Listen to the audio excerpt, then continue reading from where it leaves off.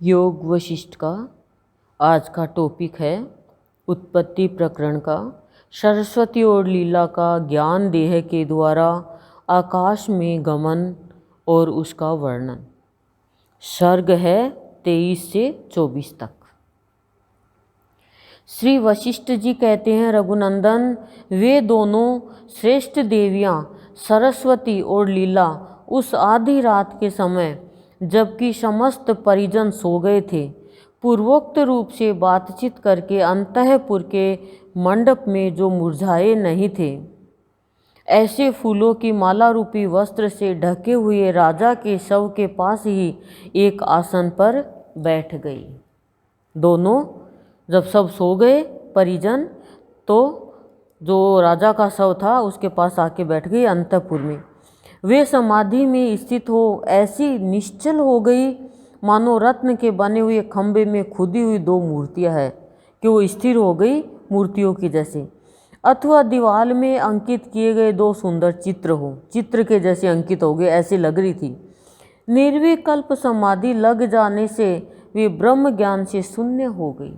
ब्रह्म ज्ञान से भी शून्य होगी। निर्विकल्प समाधि का मतलब होता है कि ज्ञातात्मक सच्चिदानंद परमात्मा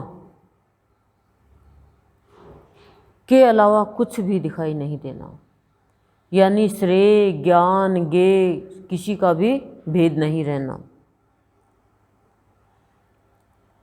पहले उन दोनों को मैं जगत इस ब्रह्म रूप दृश्य की अनुत्पत्ति का बोध हुआ, यानी उन्होंने भी अनुभव किया कि जगत की कभी उत्पत्ति हुई नहीं। जब ऐसा अनुभव हुआ तब उन्हें इस दृश्य प्रपंच के अत्यंत भाव का निश्चयात्मक ज्ञान हो गया, कि इस जगत का, कि परम शून्यता का निश्चय रूप से ज्ञान हो गया। फिर तो उन दोनों की दृष्टि से यह दृश्य रूपी पिशाच पूर्णतया ओझल हो गया, किसी आड़ में छिप गया हो ऐसी बात नहीं है। ओझल ही हो गया ये दृश्य रूपी जगत। जितना ये जगत हम देखेंगे हम प्रपंच में फंसते जाएंगे, और अपने अंदर में हम झांकते जाएंगे तो प्रपंच से छूटते जाएंगे। उसकी सत्ता है ही नहीं, इसलिए वह सर्वथा अदृश्य हो गया। सत्ता नहीं है इस जगत की। हम जगत कहते हैं वैसा चल पड़ते हैं। इतनी हम स्टोरी सुनते हैं, कहानियाँ सुनते हैं, दृष्टांत सुनते हैं कि ये वसुधा काऊ की न बही, ये संसार है, ये बीमारी है कि क्या कहेंगे चार लोग हमारी इज्जत नहीं करेंगे, हमारी प्रशंसा नहीं होगी। लोगों के कहे अनुसार संत पुरुष, साधु पुरुष, भक्त, ज्ञानी पुरुष कभी नहीं चलते हैं। वो अपने ईश्वर, अपने अंतर की आवाज़ सुन के करते हैं कार्य। क्यों? क्योंकि जगत में रहोगे तो मान सम्मान से कभी उठ ही नहीं पाओगे, और कभी भी सही निर्णय नहीं ले पाओगे यदि जगत के कहे अनुसार संसार में अपना जीवन यापन करोगे तो कभी भी सही निर्णय नहीं ले पाओगे, और अपने जीवन में कभी भी शांत नहीं रह पाओगे यदि संसार के मुताबिक अपने गृहस्थ जीवन में निर्णय लेकर के, डिसीजन लेकर के कोई कार्य करोगे। कार्य करो, निर्णय लो, डिसीजन लो, गृहस्थी में लो, जीवन में लो, लेकिन श्रेष्ठ पुरुषों का, संतों का, ज्ञानियों का, ऐसों से निर्णय लो, ऐसों का कहना मान के चलो, ऐसों की आज्ञा मान के चलो, तो भी दुनिया तुम्हें टोकेगी, रोकेगी कि ये क्या हो गया, ये क्या कर दिया, पर फिर भी नहीं मानना है। नहीं तो कभी भी शांत जीवन में हो ही नहीं पाओगे, और ब्रह्म तक तो पहुंच ही नहीं पाओगे जो हम सब के भीतर है। हम सब ब्रह्म का रूप है। खाली दुनियादारी के कारण हम भगवान के प्रति वफादार नहीं हैं। दुनियादार के कारण भगवान के प्रति वफादार नहीं है। क्यों? मालिक तो भगवान ने दुनिया को मालिक बना दिया।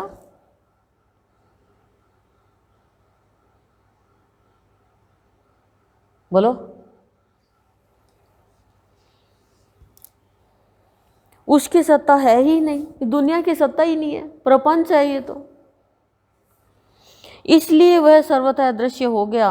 अदृश्य कर दो आज इस दुनिया को। ये रुलाने वाली है, दुख देने वाली है, पीड़ा देने वाली है, दर्द देने वाली है। अमंगल के रास्ते पर चलाने वाली है। जैसे हम लोगों की दृष्टि में खरगोश के सींग नहीं है और न होने के कारण ही वे दिखते नहीं, सींग है ही नहीं तो दिखेंगे कहाँ से। उसी तरह यह दृश्य पिशाच है, इसको पिशाच बताया जो दिखता है वो दृश्य पिशाच न होने के कारण ही उनके लिए सर्वथा तिरोहित हो गया, छुप गया,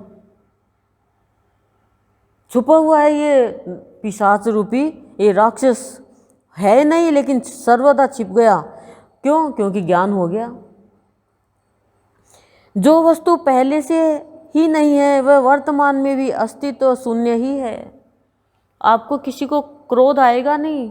क्रोध क्यों आ गया? आएगा प्रपंच के कारण, दृश्य के कारण, संसार के कारण। संसार को एकदम तिरोहित कर दो, अभ्यास करो कि कोई भी आपका अपमान भी कर रहा तो ये दुनिया है, इनका क्या मान क्या अपमान। मेरा भगवान मुझे सम्मानित करे, मेरा भगवान मुझे गोल्ड मेडल बनाए नहीं, गोल्ड मेडल मुझे बना के अपनी गले में पहन ले। मेरा भगवान मुझे गोल्ड मेडल बनाने के लिए आया है। स्वर्ण पदक, स्वर्ण पदक पाता है वो प्राणी जो भगवान के पद की, भगवान का पद गाता है, भगवान के पद की रज बन जाता है, वो ही रच पाता है भगवान के चरणों में मेहंदी बनकर। जैसे मेहंदी रचती है ना, ऐसा भगवान कहते हैं मैं तुम्हारा ये स्वर्ण लोक रच दूंगा, लेकिन तुम मेरे पद की रज तो बनो। इस जगत की यही स्थिति है, इस जगत की यही स्थिति। यह प्रतीत हो तो मृग तृष्णा में जल की प्रतीति के समान है सत्य है। यदि ये ज्ञान है तुम्हें तो तुम्हें लगेगा ये संसार मृग तृष्णा है, इसमें कहीं पर भी सत्य, ये कहीं पर भी प्यार नहीं मिलेगा। प्यार चाहेगा तुमसे लेकिन तुम्हें देगा नहीं। और यदि प्रतीत न हो तो खरगोश के सींग की भांति असत्य है। ये संसार जैसे खरगोश के सींग नहीं है ना, ऐसे ही संसार कुछ भी नहीं है। मान लो ये खरगोश के सींग नहीं है, ऐसे ही इसमें कुछ नहीं है जब तक भगवान साथ में नहीं है। तात्पर्य यह है कि किसी भी दशा में इसकी सत्ता नहीं है, इसकी सत्ता नहीं है। कल कोई की सत्ता थी, आज कोई की है, उससे पहले कोई की थी। ज्ञान की देवी सरस्वती अपने उसी ज्ञानमय शरीर से विचरण करने लगी। अब ज्ञान की देवी जो सरस्वती है तो उसका तो शरीर ही पूरा ज्ञानमय था। हमारा शरीर तो वासनामय है, ज्ञानमय शरीर हो जाएगा ना ब्रह्म ज्ञानमय, तो कह रही हूँ विचरण करेंगे हम तो बड़ा आनंद आएगा सरस्वती के जैसे। परंतु मानवी रानी लीला ने मानव देह के अभिमान का त्याग करके ध्यान और ज्ञान के अनुरूप दिव्य शरीर का आश्रय ले उसी के द्वारा तीव्र गति से आकाश में विचरना आरंभ किया। इस शरीर का अभिमान तो छोड़ दिया और ज्ञान और ध्यान से अपने शरीर को तीव्र गति के द्वारा आकाश में विचरण करने लग गई। हम भी शरीर का भान छोड़ देंगे, भगवान के ध्यान में शरीर का भान नहीं रहता है तो हम भी ऐसा लगता है कि धरती से ऊपर उठे हैं क्या, उड़ रहे हैं क्या हम भी। उन दोनों ने उद्भूत यानी जागे हुए के जैसे पूर्व कल्पजनित कि पहले के कल्पजनित यानी बनावटी संस्कार ज्ञान से ग्रह काश में ही एक बीता मतलब एक बीता ऊंचे उठकर आकाश गमन में समर्थ चिन्मय आकृतियां धारण कर ली। एक बीता मतलब ये एक बीता, अपने एक बिलांत बोलते हैं ऐसे। दोनों ही चेतन आकाश यानी ब्रह्म रूपिणी हो गई। यद्यपि वे उसी घर में बैठी रही, उसी घर में बैठी है लेकिन वो आकाश में उड़ रही है, ब्रह्म रूपिणी होगी। तथापि चिन्मय चित्त के संकल्प से कोटि योजन विस्तृत दूर आकाश स्थल में उड़ने लगी, उड़ने का अनुभव करने लगी। क्योंकि निर्विकल्प समाधि लग गई ना, उसमें ब्रह्म के अलावा कुछ नहीं दिखता है, भेदभाव खत्म हो जाता है, भेद स्वरूप हो जाता है वो। उड़ने का अनुभव करने लगी।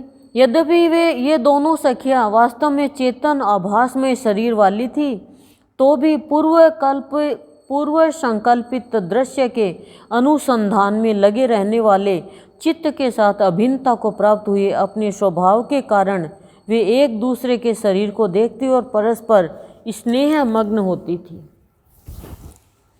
तदंतर वे दोनों देवियां यथाशक्ति यत्र तत्र विश्राम करती हुई धीमी चाल से आगे बढ़ने लगी।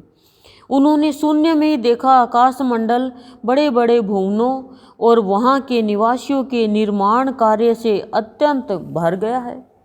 अवकाश शून्य हो गया है। ऊपर ऊपर का आकाश भिन्न भिन्न भुवनों से अलग अलग घिरा हुआ था। वे सुंदर विमानों से सुशोभित भुवन विचित्र आभूषणों के समान प्रतीत होते थे। उसमें कहीं पर वज्र चक्र शूल खड्ग और शक्ति आदि अस्त्र शस्त्रों के अधिष्ठाता देवता मूर्तिमान होकर विचर रहे थे।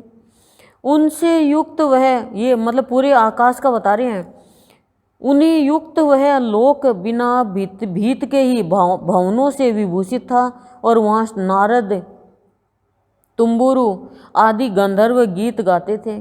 कहीं मेघों के मार्ग में यानी पुष्कर और आवर्तक आदि महामेघों के वृष्टि संबंधी महान आयोजन से वहाँ सब और हलचल मची हुई थी और कहीं पर प्रलय काल के मेघ चित्र लिखित की भांति निश्चेष्ट एवं नीरव यानी बिना कोई शब्द के ही स्तब्ध दिखाई देते थे।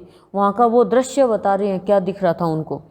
कहीं उठते हुए कजलगिरी के समान यानी अंजन के पहाड़ के समान सुंदर मेघों की घटा घिरी आ रही थी। मेघों की घटा यानी काली काली।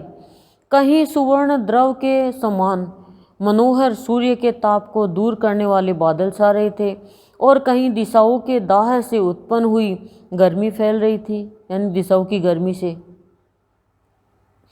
कहीं शून्यता रूपी जल से परिपूर्ण आकाश प्रशांत महासागर के समान शोभा पाता था। कहीं विमानों पर बैठे हुए देवताओं की बहुरंगी प्रभा से आकाश की रूप रेखा चित्कबरी सी जान पड़ती थी।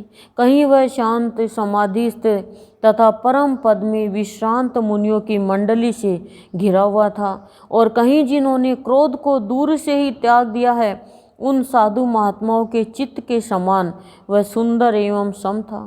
कहीं रुद्रपुर कहीं ब्रह्मपुर और कहीं माया निर्मितपुर वहाँ दृष्टिगोचर होते थे। मतलब कहीं रुद्र का शिव का नगर, कहीं ब्रह्मा का नगर और कहीं माया से बना हुआ नगर दिखाई दे रहा था। कहीं सिद्धों के समुदाय विचर रहे थे।